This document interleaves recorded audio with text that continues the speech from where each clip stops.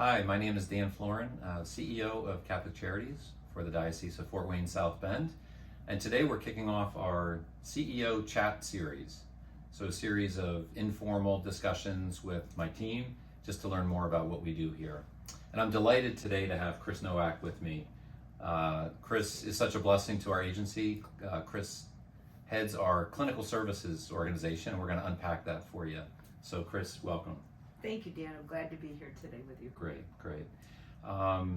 In our agency, the scope of services that we provide are dictated really by the needs of the diocese. So we have Bishop Rhodes is our chairman of our board, and we have a board of directors that represent our diocese. And as we've done our needs assessment, the need for counseling services continually comes up in the top tier of needs that we have.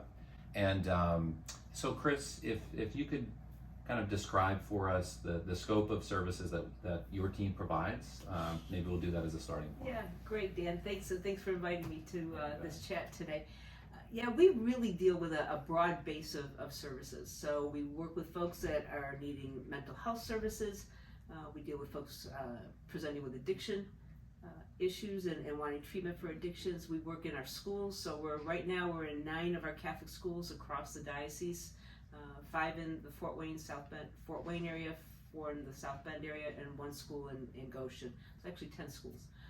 So we're excited about what we're doing in our schools to help support our Catholic mission, but to also help support our Catholic schools.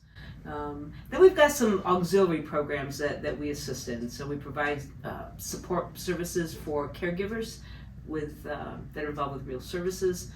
We have an EAP contract where we help service the needs of employees in our diocese with EAP services. So that's it. We're pretty involved in lots of different areas. It's as I get around the diocese and talk to pastors, the need for counseling is always on their short list of needs.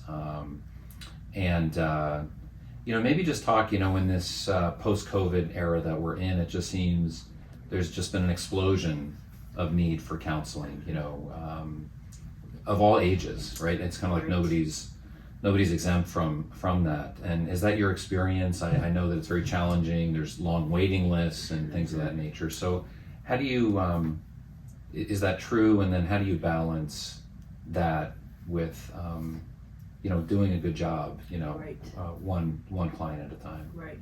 Yeah, that's a great question. And we have, I think the need has always been there. I think COVID just exacerbated it. It brought it all up to the forefront, and now our media has begun to pick up on the mental health crisis.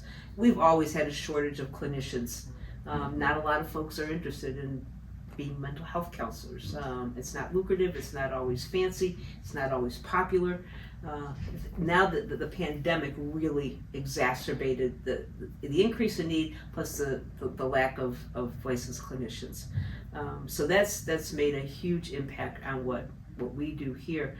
So what I try to do, especially in the clinical liaison position, is part of being at the clinical liaison is I've got a broad network of Catholic vetted counselors or clinicians that are supportive of the Catholic tradition that will see our clients based on a referral. So it makes clients' job a lot easier. They don't have to call several different places, get a voicemail, and wait for a callback. So usually we can get them in within 2 to 3 weeks, even though there are 3 to 6 month wait lists in many of our private practices.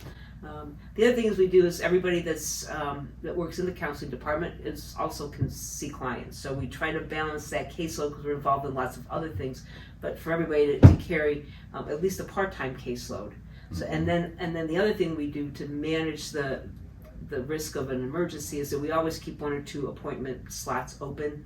So if we do have an emergency, we can get somebody in either here in the South Bend area or in Fort Wayne, or we can also meet with folks virtually. We do have a HIPAA compliant teletherapy website, which sometimes makes it a little easier for folks. And I'm sure during COVID that really came into play, I would think. Telehealth. Sure. The telehealth was critical to us being able to sustain services, especially those first 8-10 weeks where folks couldn't be in office.